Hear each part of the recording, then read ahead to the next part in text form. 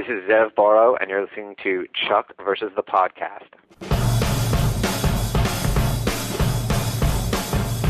Hi, my name is Graham Jones, but you can call me Gray. This is my show. It's about Chuck. It's filled with interviews, the latest news, crazy co-hosts, and spoilers that'll make your day. Oh, wait, I need to go back. I host these TV nights. They used to be pretty boring, but everything changed when I found NBC's new show, Chuck. Pretty soon, my TV night got pretty crowded. Guys I didn't even know were showing up the door. Big, important guys. Really scary, nasty, get killed for hosting them guys. Next thing I know, these super episodes are downloaded into my brain, which means every moment of my life, I'm thinking about Chuck.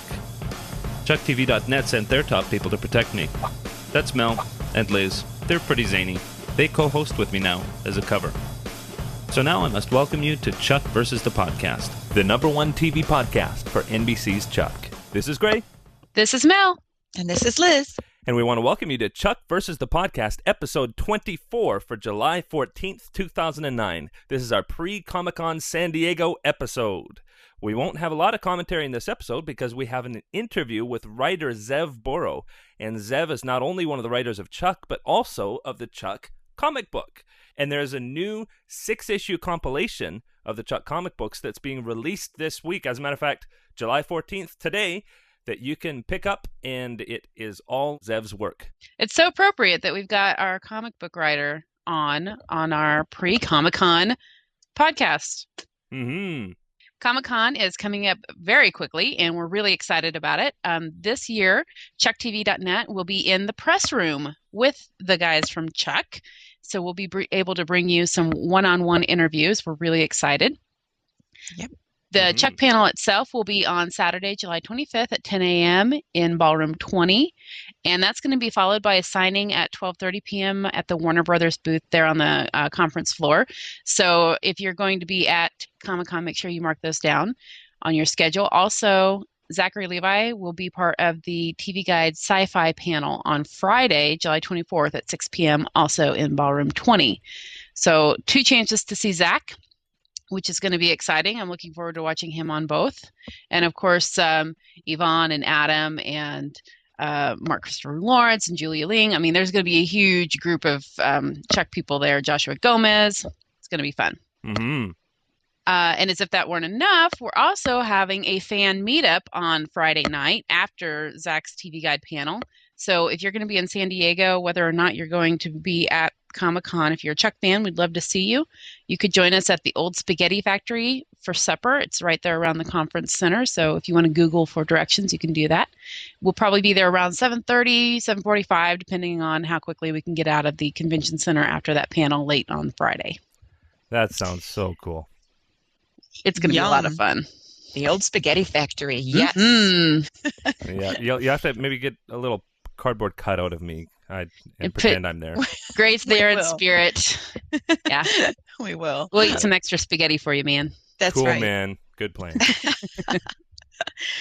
Well, speaking of the fans meeting up, the fans have been meeting up online on Chuck Me Mondays as they continue each week. We all get together and watch the episodes of Chuck on Hulu or, the various other places that we can catch Chuck. And we're Twittering and we're in the forums and we're just having a really good time. We're about 2/3 through season 1.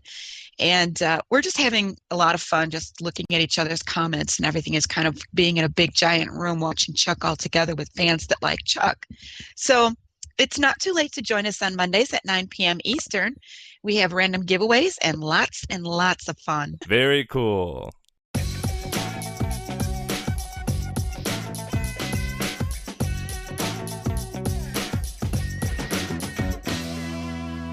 I want to welcome the very talented writer Zev Borow to our show. Hello. Thank you. Hello.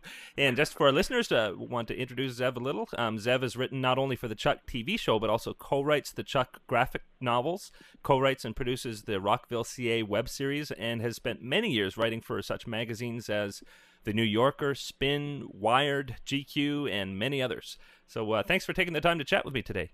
Of course. Happy to do it. Yeah. So you obviously love to write. How did you get started? Yeah, I always liked writing as a kid. Like I think a lot of people that get into it, and my first love was sort of journalism. I was always interested in sort of student newspapers and magazines and things like that. And in college, I studied journalism and history, and I started working at Rolling Stone magazine as an intern when I was I guess 18 or 19 in the summers, because I'm from Manhattan, Mm-hmm. and I just sort of loved being at Rolling Stone and meeting the writers that would come in there and sort of reading those old great articles and the great articles that were being written when I was there about music and politics and culture, and it just seemed like magazine writing in particular was something that would be really fun to do, and so I sort of focused myself that way for the first just sort of most of my 20s. Mm-hmm. So that was a cool break interning at Rolling Stone. How did that lead to other magazines? I was at Rolling Stone and going to, I was there in the summers and going to school and was just looking to break into magazines, and often the easiest way to break into magazines when you're young is writing about music. One, because you're sort of very in touch with what's happening musically, or a lot of people are at that age, and I certainly was. And a lot of those magazines also have spaces in the magazine for shorter sort of music pieces that they're more inclined to assign to young, new writers. So I kind of focused on that and got a couple pieces in Rolling Stone and Spin. And then the thing I did after school is I sort of came upon these guys in San Francisco, one of whom is a writer named Dave Eggers, who has since gone on to a lot of success. And Dave was talking about starting this magazine called Might Magazine, and this was in the sort of early or mid-'90s. And I met Dave and sort of really liked his take, and it was going to be kind of a humor magazine and something sort of like Spy magazine was in the 80s. Mm-hmm. And so I moved out to San Francisco with Dave, and there were a handful of us, and we started this magazine called Might, and it never really was a huge financial success, but it became successful among a certain, it had fans, and certainly it gained some fans in the world of magazines. And after that, some of the bigger magazines came around and started asking us to write for them. And I moved back to New York and got some contracts at Spin in New York, and New Yorker and Wired, and started doing stuff for them. And it was a lot of fun. I got to write about a lot of different things and travel a good amount. And it's a great kind of proving grounds, especially if you're young and you're kind of interested in lots of stuff. And I really had a good time doing that for a long time. Mm-hmm. Well, can you tell me a little bit about the process of freelance writing? It seems a little confusing, I guess, to be writing for so many different magazines. How do they hear about you? How do you get a new contract for a story? That kind of thing. Yeah, what you usually do is, in my case, again, we had been doing this little magazine out in San Francisco and had gotten a little bit of attention, and then editors will sort of hear about you or have read your stuff, and sometimes they'll give you a call, and then you're also doing a lot of pitching. It's sort of like the TV business. You're never not pitching your own stuff. So you're looking for new things to write about, new stories, new people, new places, and you really have to sort of be pitching a lot. But after a while, you start to develop relationships with editors at certain magazines who like your stuff, and you have a similar sensibility, and things start moving a little bit more fluidly between you and them, and then eventually they'll say, okay, well, we'd like to sort of keep you on retainer and sign you to a contract for the year where you're going to have to do this many articles for us at this price, and then you sort of, maybe you'll set up a few of those contracts so you have a little bit of a regular sort of income stream coming in, Mm-hmm. which for a freelancer is always important. And you just go from there. But it becomes about your relationships, which is not terribly dissimilar from television, actually. Mm-hmm. Well, it's a good segue into talking about TV. So we're in the mid-'90s, or toward the late 90s for Might Magazine, and then what do you call them? O's? Yeah. You're on Chuck. So what made you want to get into TV? How can you tell us about how you made that break? Well, I guess I'd been doing magazine stuff for a while, and it was fun. But, I think more and more I wanted to write with my own voice and do stuff that had a little bit more sort of comedy to it. And a lot of the pieces I had been writing had been sort of veering in that direction. And I was never sort of the most kind of hard news reporter or magazine guy. I was someone that wrote the kind of entertaining articles or hopefully funny articles. And in the late 90s, I was approached by a production company out here, Spyglass Productions, which is a film and television company, and they had read some pieces of mine and were interested in maybe optioning a couple of them or something. And then we started talking, and they said, well, why would you be interested in doing a show about a magazine writer? And I said, yeah, sure, that sounds fun. So I wrote a pilot for them, and that's how I got started doing television. I really enjoyed it, and it never made television, never made it on air, as most pilots that are written don't. Mm-hmm. But I learned a lot and had a good time and realized there was a lot more to learn, and I wanted to get better at it. And so I sort of started focusing on television stuff and writing. I wrote subsequent to that, I wrote 2 pilots for NBC and started doing other work for other shows and production companies, and then eventually, because writing your own stuff is great, but it gets frustrating when it's not getting on air. Mm-hmm. And several people sort of advised me, if you're really interested in having your own shows make it on air, you should really get experience on a show that's shooting, and you can work with actors and really get a sense for really the nuts and bolts of how a show is made. And so that was the year that they were staffing Chuck, and I had read a bunch of pilots, and I really fell in love with Chuck and met Josh and Chris, and it was just all the right fit, and came in here and started on the show. Great. Well, that's a good show to start on. Yeah, it's been a lot of fun, that's for sure. Yep. Now, it says on IMDb that you story-edited 10 episodes, and to the average listener, they have no idea what that means. Can you explain a bit about what that involves? Well, story editing there are these kind of silly names that they give the different positions on a staff, and there's no real difference in your job. At least Chuck is a relatively kind of hierarchical kind of place. Everyone really sort of does a bunch of everything. Obviously, the executive producers have a much bigger hand in shaping everything, and when it gets into editing, they really take the lead. But story editor is just the name for kind of a second-year writer, and now I have it even more sort of a silly title, which is executive story editor, which is a kind of a ridiculous title, but it means you're a third-year writer, and then you go from there to co-producer and producer, and it's just sort of,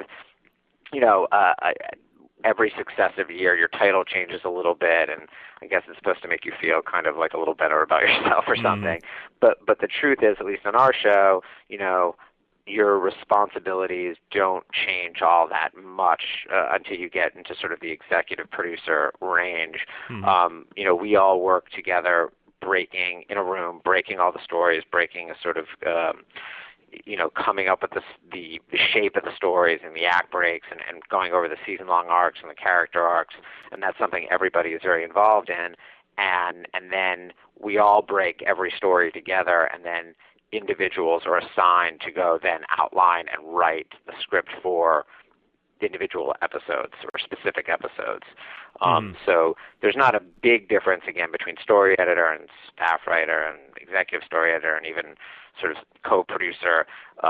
Everyone is sort of doing kind of the same thing, at least on this show. Again, I think when you get into the executive producers on this show get much more involved in both the management of the staff and in terms of editing and everything like that. Mm-hmm. And you're credited for actually writing Chuck versus a Crown Vic versus the X and the Lethal Weapon. And so how's the process different once you do get handed the story to say, go outline this? Well, if we've done our job in the room, and you should go off with a pretty clear notion of what the outline needs to be, and even what the script needs to be. Now, but that's just the beginning of the process. So you take sort of what we've come up with in the room and you try to put it into this outline, and while you're writing that outline, you might discover well, there's 6 things we didn't think of, and some of the stuff we thought was going to work doesn't really work. So it's your responsibility to sort of figure that stuff out, or to bring it back to the room and to Josh and Chris and the executive producers and say, we got to talk about some of this stuff because some of the stuff we thought was really working really isn't. And then, there comes the process of getting notes from everybody, both here on the show and of course the studio chimes in and the network chimes in, and it's a very collaborative process. That's just the nature of network television. So you're really trying to move everything forward and continue to hone what works and carve away the stuff that doesn't work, and that process can be quite smooth sometimes, and that process sometimes can be not so smooth depending on what story you're telling and sort of how many kinks you find along the way. And one of the things that I find really compelling about Chuck in particular is how you're able to explore themes. And even though it seems like a really light and fun show, at the end of the show, you've explored a lot of relationships. You've got family relationships, you've got the buddy relationships, you've got work relationships, and say, for instance, in Chuck versus Crown Vic, we've got the main storyline where Sarah has to pretend to like a suspect, and it's the first time Chuck has had to deal with this kind of thing, and so he's got a bit of jealousy. Morgan has to meet Anna's parents, and so you've got him with his commitment issues, and then you've got Sarah with her own commitment issues with Bryce, having just left, and she's wondering whether she's made the right decision to stay. And then when you combine all those, you've got a whole bunch of different aspects of that theme. Can you comment on how that happens?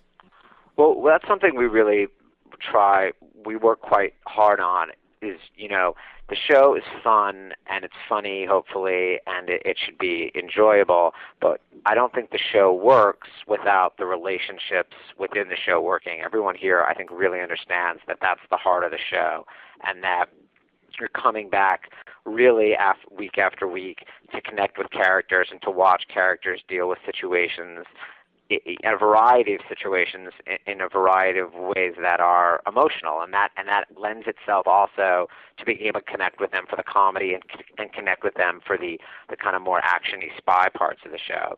So we really look at every episode and try to ask ourselves, what's this episode about? What's happening with Chuck in the A story? Not just in terms of whatever the spy plot is of the week, but what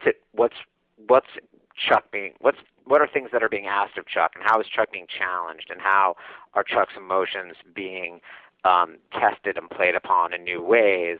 And once we have a sense of that for Chuck, and often that is very closely tied to Sarah, because so much of the show is tracking Chuck and Sarah's evolution, we then try to build B and C stories that inform that story or play off that story. So, if Chuck is dealing, like in Crown Vic, Chuck is dealing with a tricky situation with Sarah, his girlfriend, or, his fake/real girlfriend.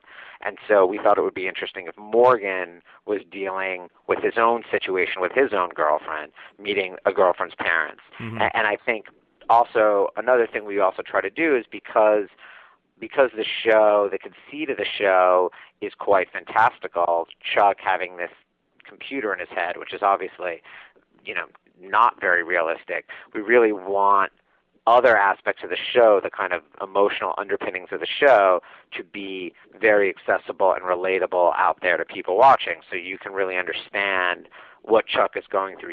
You may not have ever kind of faced off against some kind of spy in one of the situations Chuck has himself in, but certainly everyone's gone through problems with their girlfriend, certainly everyone's had heartbreak, certainly everyone's been mad at their sister, whatever we're dealing with that week, and we just try to create an episode where all the different stories, the B stories and the C stories and the Chuck story, is of a whole. So you feel like you've gotten kind of a spectrum of emotional stories that inform one another and play off one another in a satisfying way. Well, it definitely works. It's too bad it's hard to put that on a poster. Yeah, exactly. But I think, listen, for the people that watch the show, I really believe that that's something people really get from the show. They understand that. Whatever we check the internet out or get feedback from people, inevitably what we get from people is people really love the characters, and I think that they really understand what we're trying to do with the kinds of emotional stories we're telling inside these very fun and very poppy and hopefully at times quite funny spy stories. But if it was just kind of the fun and the pop and the kind of the silliness, I don't think the show would work at all, and I don't think we would have the kinds of fans that we do. Mm-hmm. Well, it is July 14th today as we record this interview, and today is the release of the 6-issue Chuck graphic novel compilation, and also Comic-Con San Diego is coming up next week. Of course, we have to talk about that a little, because you're one of the two. Now, how does it work? You're a co-writer, or? Yeah, Peter Johnson, who's one of the executive producers of Chuck, it came to me. He is also he works for the production company Wonderland, which is the production company that produces Chuck and also a television show called Supernatural. And Peter had some experience doing the Supernatural comic book, and he's just a really big comic book fan, loves comic books. You go to his office, there's comic books everywhere.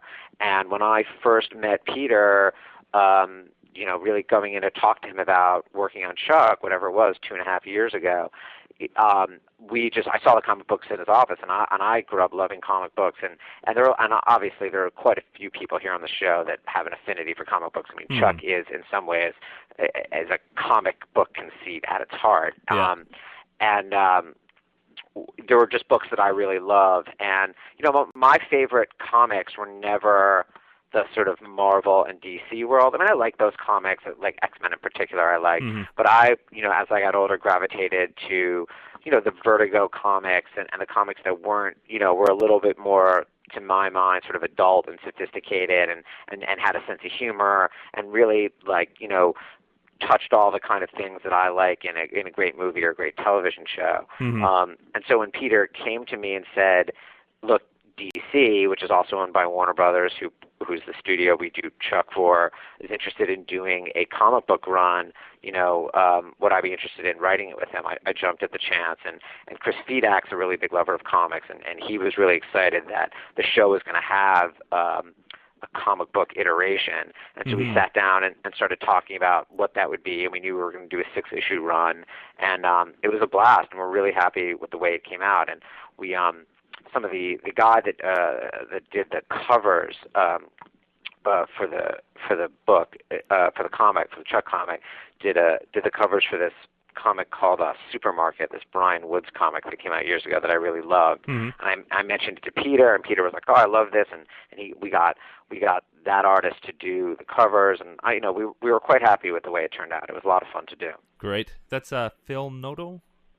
Phil Noto did the inside lining and the inside drawing or art, and the covers are done by I have trouble pronouncing the last name, and I don't have the comic in front of me, but it's like Kirsten or something like. I don't know if you have the book right in front of you. I don't, unfortunately.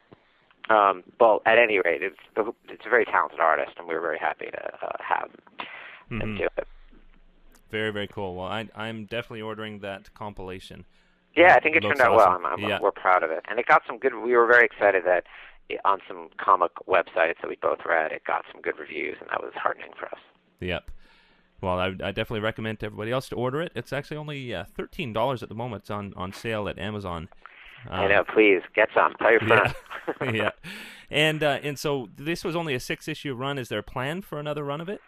There's been some talk of it. I'm not quite sure where that is right now. Obviously there was such a nail-biting time for us about coming back for the 3rd season that we sort of, everything was focused on whether we would or would not, the show would come back. And now we're ramping up to start production in about a month or so. So it could happen.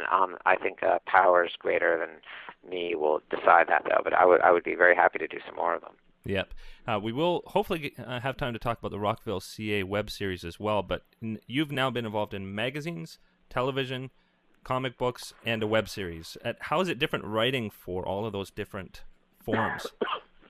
Well, it's quite different. I mean, magazines are their own, they're not scripted, and there is a structure and a rhythm in magazines that's different. It's more like writing prose, and it's a lot of fun, and I hope to be able to continue from time to time to write magazine stories.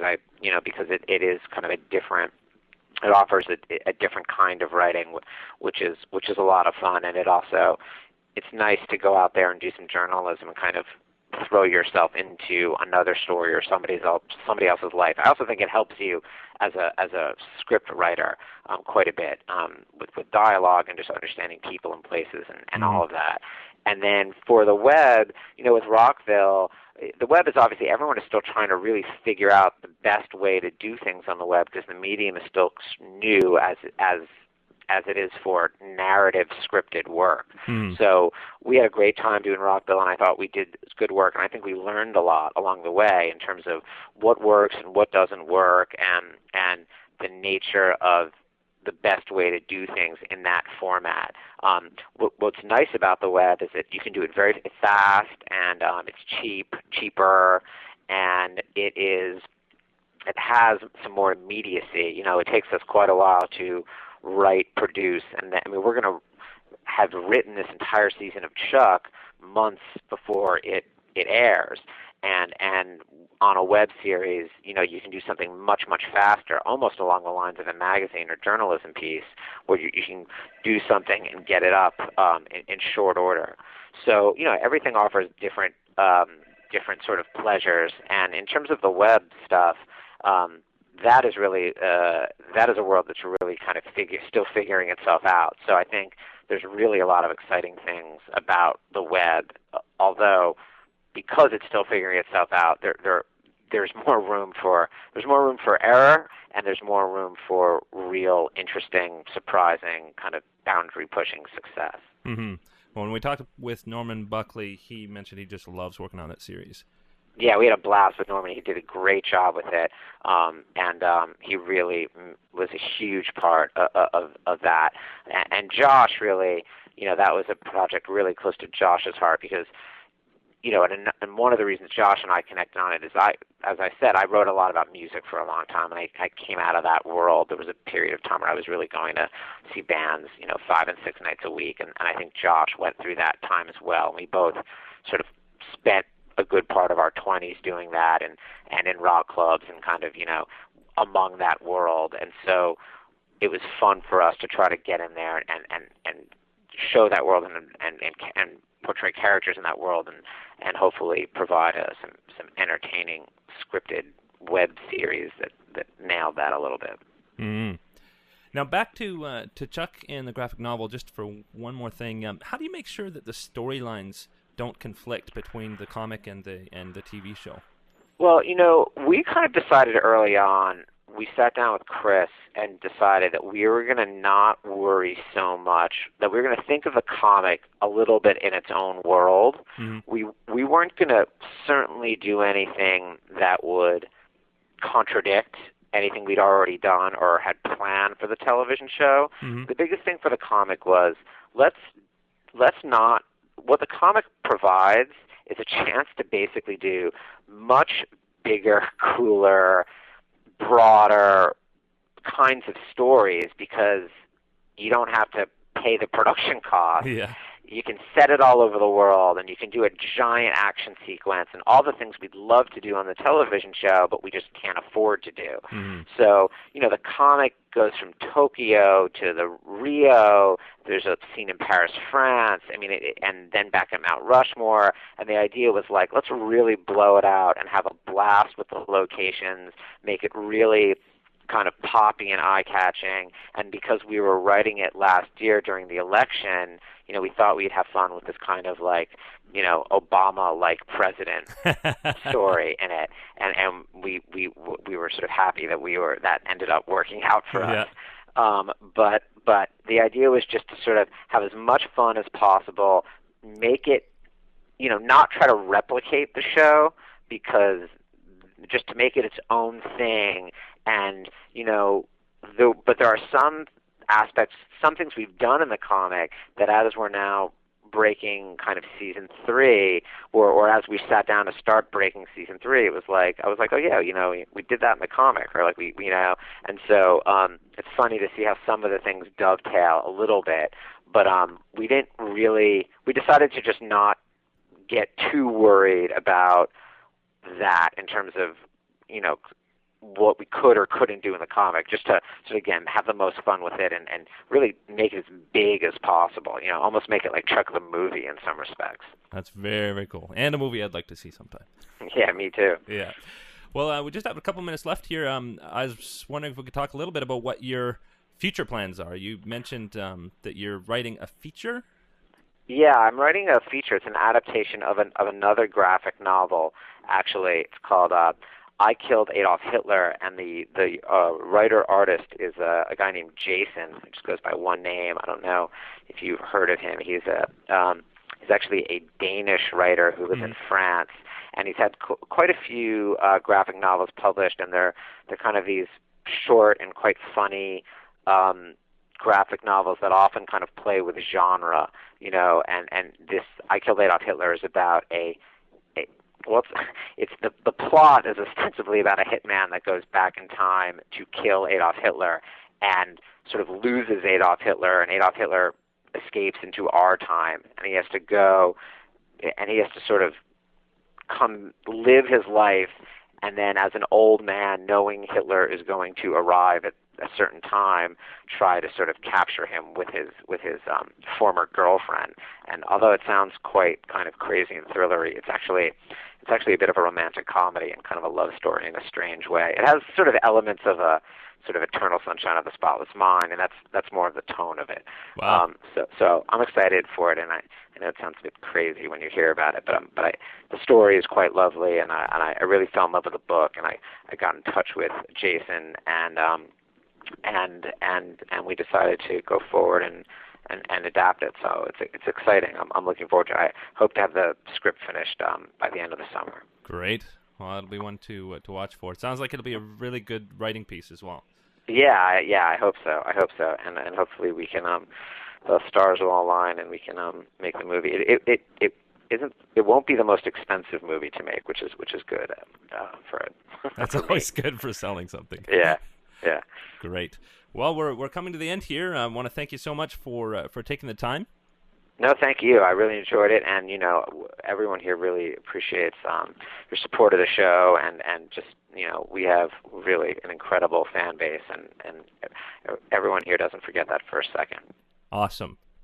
Well, thank you so much for taking the time, and I'm gonna go buy that comic book right away. Yes, dude. Thank you so much, man. And if there's anything we can ever do for you, just let us know. Great. Well, so have a great week. Yeah, you too, man. Take care. Okay, bye-bye. Bye.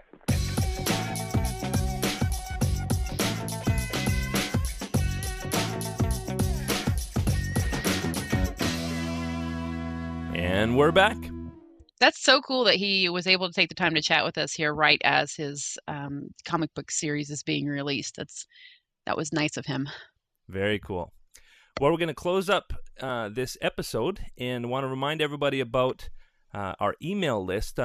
Because everybody's kind of busy in the summer, it's nice to have a little reminder when we have a new episode of the podcast, or also a reminder to vote.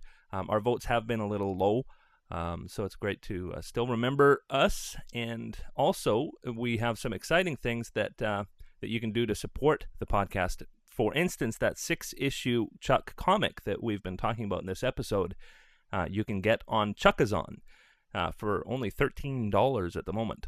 So that's pretty cool. Just go to chuckpodcast.com and click on the Chuckazon link, and you can order through Amazon, but get a special price. That's pretty cool. And there's also links there for donations if you want to just donate, or merchandise for both Chuck versus Podcast and also for chucktv.net. And we've had a few people order merchandise already, and if you're going to be at Comic-Con, we hope we see you in a recognizable T-shirt. There are a lot of really cool options there. Mm-hmm. We want to remind you about voting and commenting on Podcast Alley and iTunes. It really helps us to look at your comments, and your voting, of course, absolutely helps us climb up the charts at Podcast Alley. And we like to hear see your comments. We like to know what your favorite episodes on Chuck were, and just anything you want to tell us. Should I grow my hair longer? Should Gray grow a stash? The important issues. Gray should grow a mustache. Uh-huh. Yeah. So keep those coming, folks. We love to read them. Yeah. Well, we hope to see you at our next Check Me Monday, and be sure to stop by checktv.net for the details on that, as well as our Comic-Con coverage. Mm-hmm. We'll see you next time. Our next episode will be post-Comic-Con, and we're going to be hearing from all the exciting things that Mel and Liz have done and have seen and will report on from Comic-Con. Stay tuned.